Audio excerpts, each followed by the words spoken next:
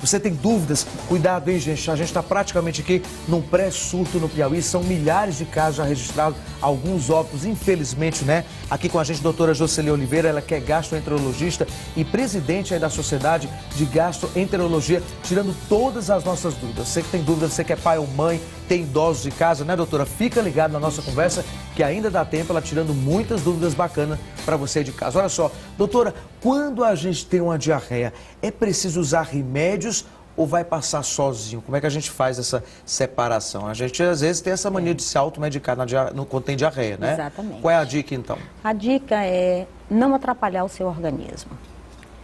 Nós sabemos que as diarreias agudas, na maioria das vezes, elas são infecciosas, mas ela tem uma duração limitada. Normalmente, 5 a 7 dias você vai estar bem. Então, o que é que você deve fazer? Em primeiro lugar, muito líquido. Segundo lugar, evitar alimentos que possam interferir na duração e no número de evacuações. Então, deve evitar alimentos gordurosos, a cafeína.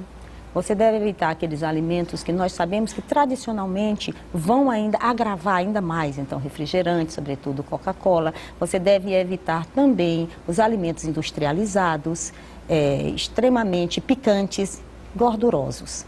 E a outra recomendação é com relação ao leite. Nós sabemos que nesse período da diarreia há uma transitória intolerância à lactose por falta desta enzima que é eliminada nas fezes pelo processo diarreico. Então, você deve evitar o leite e os derivados do leite nesse período. Então leite, nada de leite. Olha só que dica importante a senhora trouxe, que a gente, inclusive, o tempo da vovó lá atrás, né? Muita gente falava, tá com diarreia, toma um leite que melhora, toma um leite que melhora. Então a gente fazia muito errado, né? Vai piorar. O paciente, ele tem uma transitória intolerância à lactose por falta dessa enzima chamada de lactase. Então, ele tomando leite, o queijo, o iogurte, ele vai piorar nesse momento a sua diarreia. Então, nada de leite, né, doutora? Isso, nada de leite. E bastante líquido, bastante soro de reidratação oral e não deixar de se alimentar alimentos bem suaves, que você com certeza vai ficar bem da sua diarreia. Doutora Jocely, e a questão do uso de antibióticos, eles podem causar diarreia, é verdade isso? Podem. Além dos vírus, das bactérias e dos protozoários, nós vamos encontrar como causas de diarreia os medicamentos. Não somente os antibióticos, mas os anti-inflamatórios, os medicamentos utilizados nos diabetes mellitus, sobretudo os hipoglicemiantes orais, pacientes que usam metformina, pacientes que estão em uso de digitálicos e também os pacientes que estão utilizando os medicamentos que nós chamamos de anti-inflamatórios não esteroidais.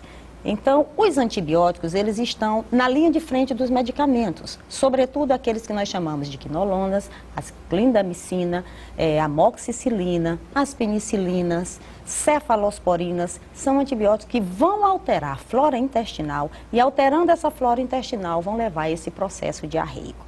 Pacientes que estão também em regime de hospitalização, a partir do 3º dia, que apresentem diarreia e que estão em uso de medicamentos, normalmente são antibióticos associados a uma bactéria chamada de Clostridium difficile, que vão levar a um quadro de diarreia aguda e que pode ser grave se não tratada. Doutora, e a diarreia ela está relacionada com alguma refeição recente?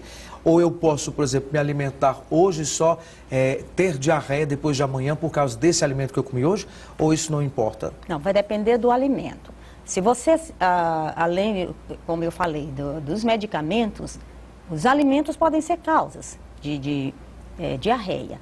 Então, a intoxicação alimentar, se ingerir um alimento que estava contaminado com uma bactéria, com um vírus, com um protozoário, um helminto, você vai ter diarreia. Com certeza. Qual é o período de incubação? Doutora? Não. O período de incubação vai depender da agressividade daquele agente etiológico. Tem uns que são muito agressivos. Doutor, eu comi um espetinho ontem e já cheguei em casa com diarreia ou com sensação de náuseas ou de vômito. Mas normalmente o período de incubação vai de 2 até 5 dias. quando então você vai manifestar os primeiros sintomas. Então, às vezes confunde, né, doutora? Confunde. Às vezes a pessoa já faz uma nova foi? alimentação e ela se alimentou, por exemplo, hoje, e ela vai se sentir 2 dias depois. Ela acha que foi aquele alimento que ela comeu naquele dia que fez mal, e não é, né? Exatamente. Na verdade, tem ali 2 dias antes. Mas no caso, por exemplo, das doenças sistêmicas que são responsáveis por diarreia, como, por exemplo, a intolerância à lactose, você pode observar uma diarreia imediata. O paciente tomou alguma coisa que contém leite, ele já sente aquela sensação de cólica intestinal e de urgência para evacuar. Outros pacientes vão manifestar essa diarreia apenas no dia seguinte. Então, varia de pessoa para pessoa. Doutora, e a salmonela? O que é isso exatamente? A gente ouve muito falar, inclusive tem essa relação, né? Salmonela, diarreia. O que tem a ver? O que é isso? São bactérias. Além dos vírus, as bactérias também são responsáveis pelas diarreias agudas. Elas acontecem com menor frequência. Em compensação, os casos mais graves de diarreia infecciosa são provocados pelas bactérias. Então, a salmonela é apenas uma dessas bactérias que provocam diarreias agudas infecciosas. Então, nós temos a salmonela, nós temos a shigella, nós temos a Escherichia coli, nós temos o Campylobacter e nós temos 2 bactérias que são muito graves, como é o caso do Vibrião da cólera e também esta bactéria chamada Clostridium difficile, que é responsável por diarreias graves que necessitam de hospitalização e de tratamento imediato. E essas bactérias, elas ficam aonde, doutora? Então, como é que elas a gente... Elas estão nos alimentos, elas estão na água, elas estão nas frutas, elas estão na verdura. Então, por isso é que todos esses alimentos devem ser bastante higienizados antes da gente ingeri-los. Olha só, doutor, e falando nisso, os cuidados com a qualidade da água e dos alimentos que nós consumimos podem diminuir muito as chances de uma pessoa ter diarreia, como a doutora acabou de falar. Você vai acompanhar agora algumas medidas simples que você pode adotar em casa para se prevenir da doença. De acordo com essa especialista em saúde pública, os alimentos e a água que consumimos podem se transformar nos principais vetores da diarreia. Segundo a especialista, a atenção deve ser redobrada, principalmente na higiene dos alimentos com casca. Os alimentos você tem que primeiro ver o aspecto, né, dele. Então, alimentos que estejam com porções apodrecidas, mais escuras, todos esses alimentos têm que ser desprezados, não podem ser usados. Quando você adquire esses alimentos na feira ou no supermercado, é quando você chegar em casa fazer uma limpeza que pode ser com detergente ou com sabão. Além disso, os sanitaristas recomendam que você coloque durante 1 hora esses produtos numa solução contendo água sanitária ou hipoclorito de sódio durante 5 minutos. Outra dica importante da nossa entrevistada é em relação à água. Pesquisas revelam que boa parte da água que consumimos não é adequada para o organismo. Se você tem a água que é de uma área, né, da cidade, aqui da capital, em que a área recebeu o tratamento na estação de tratamento, na GESPIS, no caso do Piauí, você poderia só fazer o processo de filtragem, para você tirar as impurezas que tenha nessa água. Agora, se você mora em comunidades que não tem tratamento, o ideal é que você use a água fervida, né? Então, a fervura é o melhor meio de desinfectação de um líquido, de uma água. Então, essa seria o ideal. Engraçado, né, doutora? São medidas simples que qualquer pessoa que está em casa pode fazer. Infelizmente, os casos continuam aumentando, né? Inclusive, crianças morrendo por causa disso. O que está acontecendo? A população parece que não quer entender. É assim, doutora? Falta o quê, então? O que está faltando? Eu acredito que falte a higiene pessoal e a higiene também coletiva daquela casa. Então, medidas muito simples, como foi visto aí no vídeo, de você lavar bem as frutas e as verduras antes de ingerir, é muito importante. Você pode colocar desde uma colherinha pequena de água sanitária ou hipoclorito e depois deixar em torno de meia hora e a seguir lavar. Mas não basta lavar, não basta higienizar, você tem que acondicionar esses alimentos para evitar que moscas, que mosquitos, que baratas passem ali por cima e recontaminem esses alimentos. Então, guardá-los num ambiente que seja vedado na geladeira ou no armário e que impeça que essas bactérias cheguem até esses alimentos. Então, eu acho isso muito importante. Aliado a isso, nós ainda temos os pratos, os talheres, coisas de uso pessoal, como a escova dentária, que às vezes muitos, sobretudo os adolescentes, jogam em qualquer canto e que depois vão utilizar para fazer a asepsia da sua boca. Então é muito importante que a nossa higiene pessoal,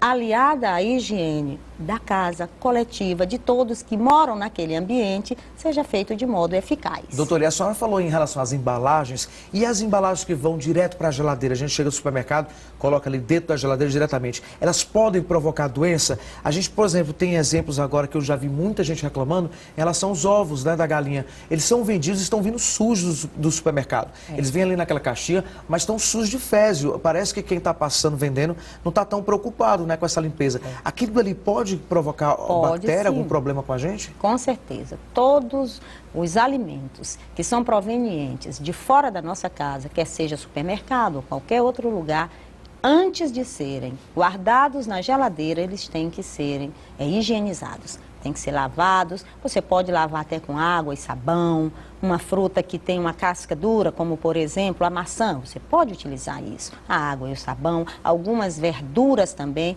e depois colocar, como eu falei, na água, num ambiente limpo, contendo ou hipoclorito de sódio ou a água sanitária. Depois, novamente, essas frutas e essas verduras deverão novamente ser lavadas e depois colocadas na geladeira. Não tem problema. Nunca colocar direto. Sobretudo porque esses alimentos, eles ficam muito tempo nos supermercados, né? Guardados ali em algum depósito, onde, sobretudo, ratos, baratas, podem, né, veicular sobre esses alimentos e contaminá-los. Olha só que interessante. Doutor, e aqui o telespectador também participa da nossa conversa. Vamos ver então a primeira pergunta para a senhora que está chegando. Vamos ver de quem é.